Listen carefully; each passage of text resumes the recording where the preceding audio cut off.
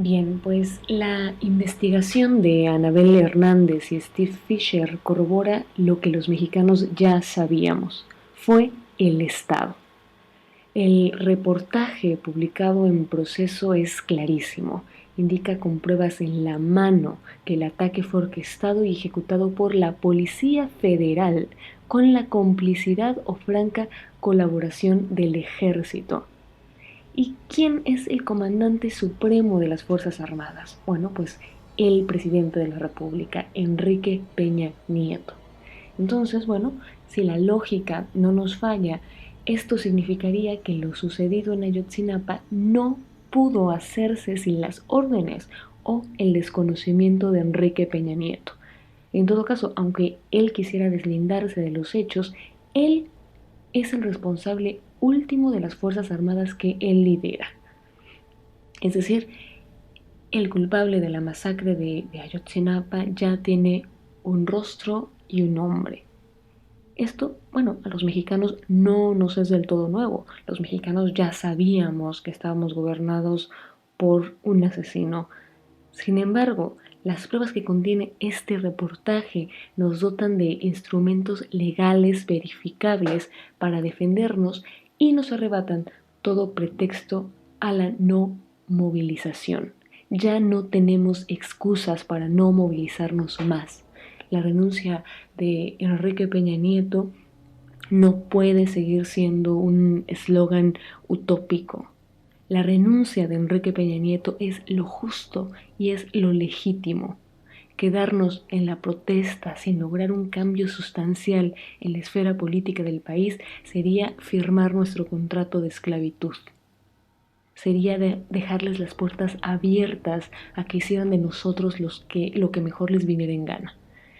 Bueno, este reportaje escrito por Hernández y Fisher y que aparece en la revista Proceso merece la pena leerse con todo detenimiento y aquí le vamos a dar lectura.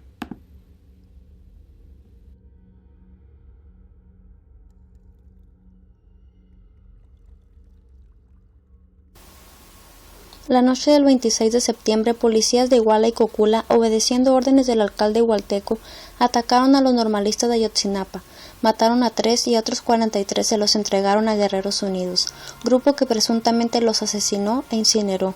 Esa es la versión oficial. Pero una investigación periodística basada en documentos, audiovideos y testimonios cuenta otra historia. El ataque fue orquestado y ejecutado por la Policía Federal con la complicidad o franca colaboración del Ejército.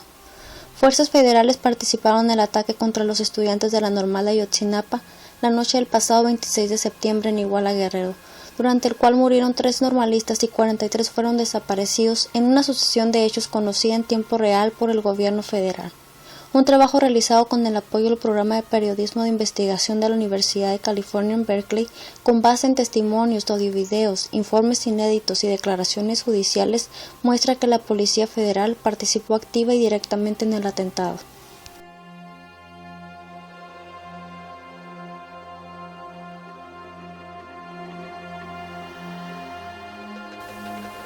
Aún más, de acuerdo con la información obtenida por Proceso en la Normal de Ayotzinapa, el ataque y desaparición de los estudiantes fue dirigido específicamente a la estructura ideológica y de gobierno de la institución, pues de los 43 desaparecidos, uno formaba parte del Comité de Lucha Estudiantil, máximo órgano de gobierno de la escuela, y 10 eran activistas políticos en formación del Comité de Orientación Política e Ideológica.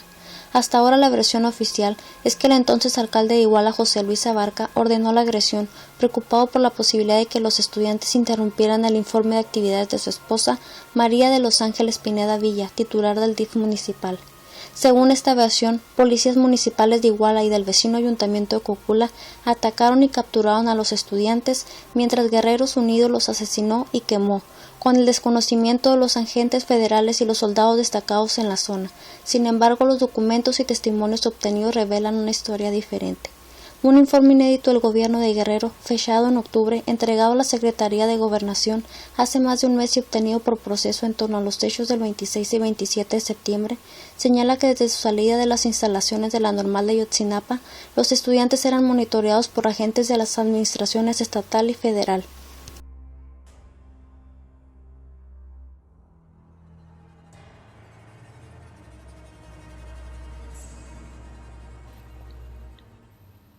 El documento reporta que a las 17:59 horas, el Centro de Control, Comando, Comunicaciones y Cómputo C4 de Chilpancingo informó que los normalistas partían de Ayotzinapa rumbo a Iguala.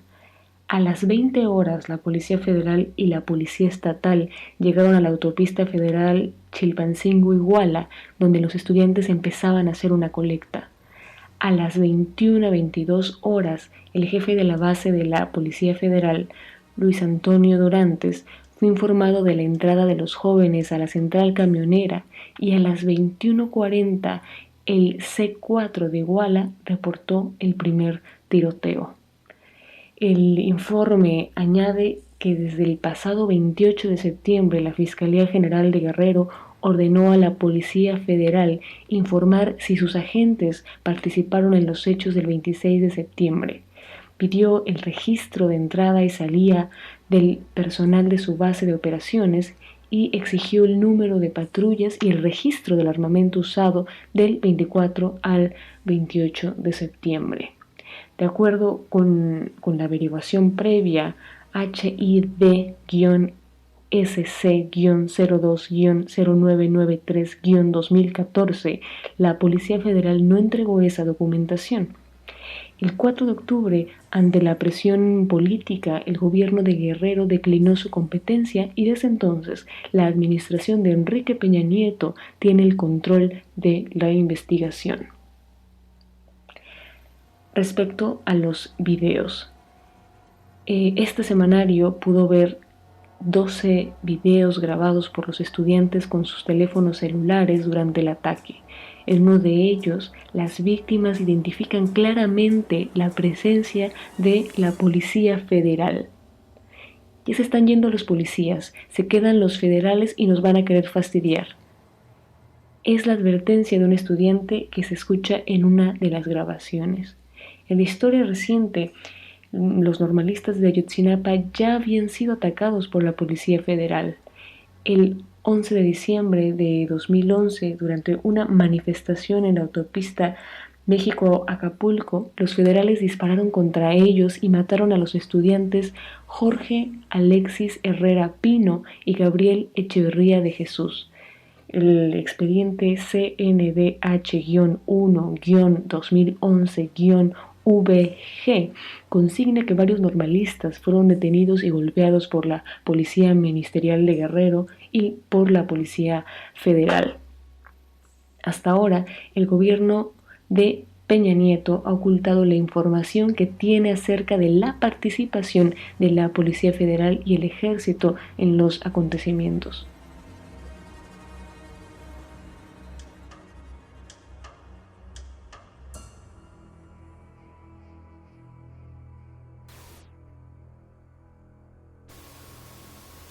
La tarjeta informativa número 02370, firmada por el Coordinador Operativo de la Región Norte de la Secretaría de Seguridad Pública y Protección Civil de Guerrero, José Adame Bautista, fechada el 26 de septiembre, afirma que a las 17:59 horas reportaron vía telefónica desde el C4 Chilpancingo sobre la salida de dos autobuses de la línea Estrella de Oro con números económicos 1568 y 1531 con estudiantes de la Escuela Rural Ayotzinapa con dirección a la ciudad de Iguala. La normal rural Raúl Isidro Burgos está en el municipio de Tixla, a 1 hora por carretera de Chilpancingo y 2 de Iguala. Se reportó a los 3 niveles de gobierno la salida de los estudiantes en tiempo real. Esto indica que había vigilancia sobre ellos antes del ataque. La tarjeta informativa de Adame agrega que los 2 camiones llegaron a las 20 horas a la caseta de cobro número 3 de Iguala. Un camión se quedó ahí y el otro frente al restaurante La Palma en la carretera federal Iguala-Chilpancingo, a donde llegaron los policías estatal y federal.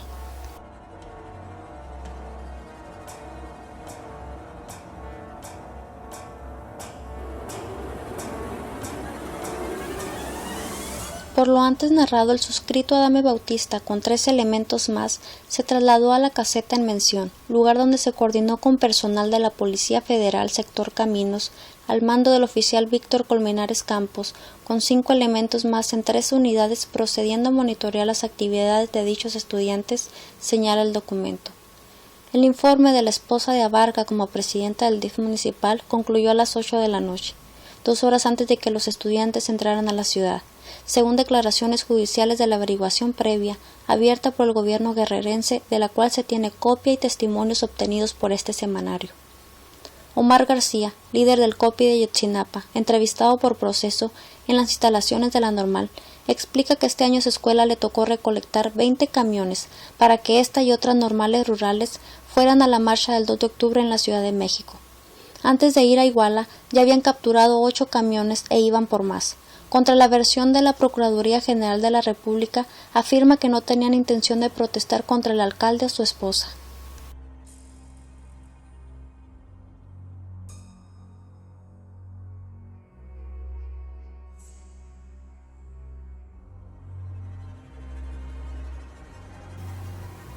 Sostiene que en la carretera federal Iguala-Chilpancingo los normalistas tomaron un autobús, pero el chofer no quiso bajar al pasaje y dijo que les daría la unidad al llegar a la central.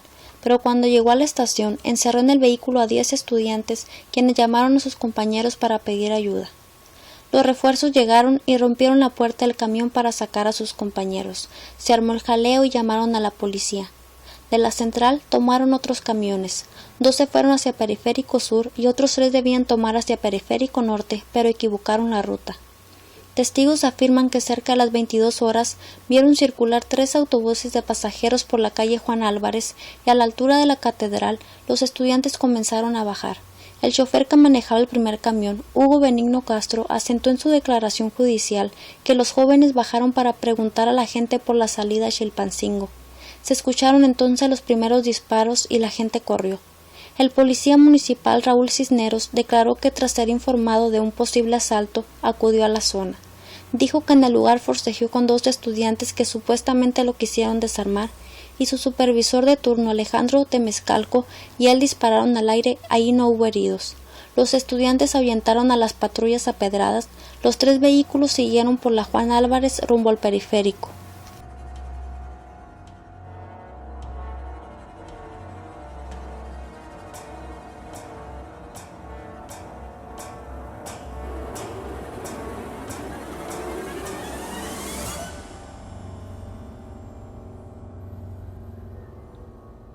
Los federales. El ahora exsecretario de Seguridad Pública Municipal de Iguala, Felipe Flores Velázquez, en su declaración judicial el 27 de septiembre, dijo que a las 21:22 horas recibió un reporte telefónico de que los estudiantes estaban tomando camiones. Aseguró que inmediatamente llamó a Luis Antonio Dorantes, jefe de la base de la Policía Federal, quien le dijo que estaría alerta. A las 21:30 horas, los radiopredadores de la Policía Estatal del C4 Iguala y del Cuartel Regional me hacen del conocimiento que las operadoras del Servicio de Emergencia 066 han recibido llamadas telefónicas donde advierten que los estudiantes de la Normal Rural de Ayotzinapa están haciendo desmanes en las centrales de autobuses Estrella Blanca y Estrella de Oro, indicó Adame Bautista en su tarjeta informativa. Al mismo tiempo que la Policía Estatal recibió el reporte, también lo recibieron la Policía Federal, el Ejército y la Policía Municipal de Iguala, instancias a las cuales el C4 les reporta. Desde ahí se controla la red de cámaras de vigilancia, algunas de ellas instaladas en el centro de la ciudad. Pero aun cuando la Fiscalía General del Estado pidió las imágenes, nunca le fueron entregadas. El documento citado se afirma que a las 21:40 horas el C4 de Iguala recibió el reporte de detonaciones de arma de fuego. Según Adame Bautista, su policía no atendió la contingencia por órdenes del subsecretario de Prevención y Operación de la Policía Estatal, Juan José Catica Martínez. Natividad Elías Moreno, operador de radio de la Policía de Iguala y quien trabaja en el Palacio Municipal la noche del 26 de septiembre, explica en entrevista que el C4 del municipio está conectado al Sistema Nacional de Seguridad Pública, controlado por la SEGOV. Afirma categórico que todos los reportes que llegan al C4 van simultáneamente a la F, es decir, a la Policía Federal, al Ejército y a las instancias federales de seguridad. El pasado 7 de noviembre, el Procurador General Jesús Murillo Caram afirmó que el operador de radio de la Central de Policía de Iguala, David Hernández Cruz, declaró que fue Abarca quien ordenó el ataque a los estudiantes. De acuerdo con la copia obtenida por este semanario de la orden de los servicios operativos de vigilancia, así como de los servicios administrativos, ningún empleado de dicha corporación tiene ese nombre. Los documentos obtenidos indican que desde el 28 de octubre la SEGOV y el senador priista Omar Fayad, cabeza del grupo de trabajo encargado de indagar lo ocurrido en Iguala, recibieron el informe pormenorizado del gobierno de Guerrero.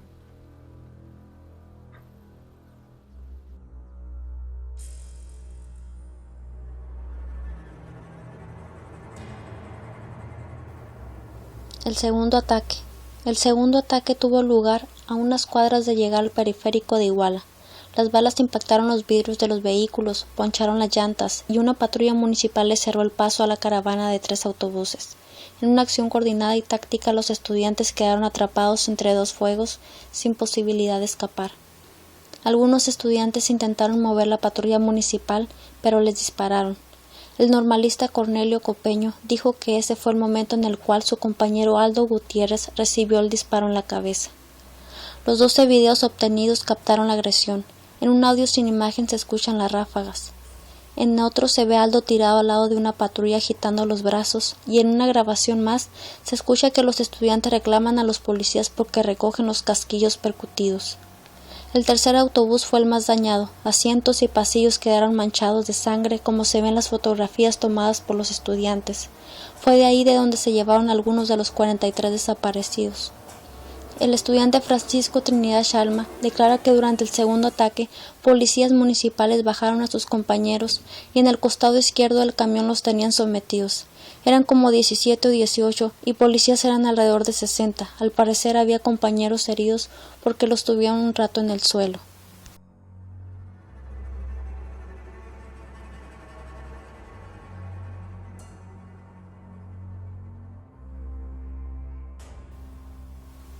Otros testimonios de los mismos estudiantes hablan de patrullas municipales y más patrullas, y afirman que algunos atacantes estaban equipados con pecheras, rodilleras, cascos, coderas y pasamontañas, y una patrulla traía un soporte para ametralladora, desde donde un uniformado los encañonó, y otros agregan que los policías adoptaron posición de tiro. Se investigó que la Policía Municipal de Iguala no usa ese equipo ni este forma parte de los objetos asegurados por la Fiscalía.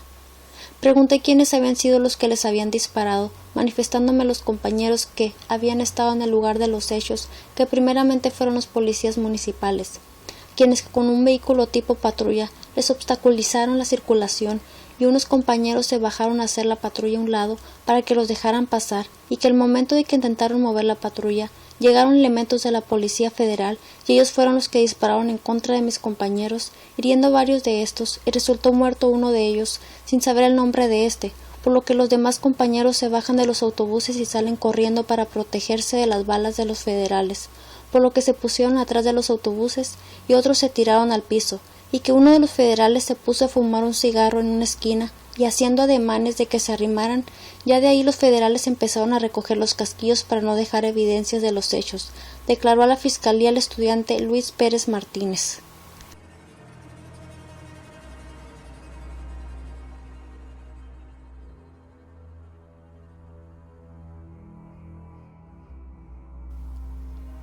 Un testigo entrevistado por Proceso señala que fue a ver qué pasaba. Cuando llegó, la calle estaba cerrada por policías encapuchados con armas largas, uniformes oscuros, y se fijó en el detalle de que no usaban pantalones como los de los policías municipales. Uno de los videos revisados por los reporteros demuestra que entre los atacantes sí había policías federales. Se buscó en la Normal de Ayotzinapa a los estudiantes que estuvieron durante los 3 ataques ocurridos en la calle Juan Álvarez, pero no fue posible localizarlos, pues a la mayoría de ellos sus padres los sacaron de la escuela poco después de que los jóvenes declararon ante las autoridades la mañana del 27 de septiembre, a las cuales por temor les dieron nombres falsos. Vidulfo Rosales, abogado de los normalistas y de los padres de los desaparecidos, dice a Proceso que tras el ataque hubo confusión y miedo, pero que desde un inicio los estudiantes declararon que la Policía Federal participó en el ataque. En los últimos días de noviembre, los jóvenes ampliaron sus declaraciones ante la PGR para dar más detalle de la participación de los hechos de la Policía Federal y el Ejército.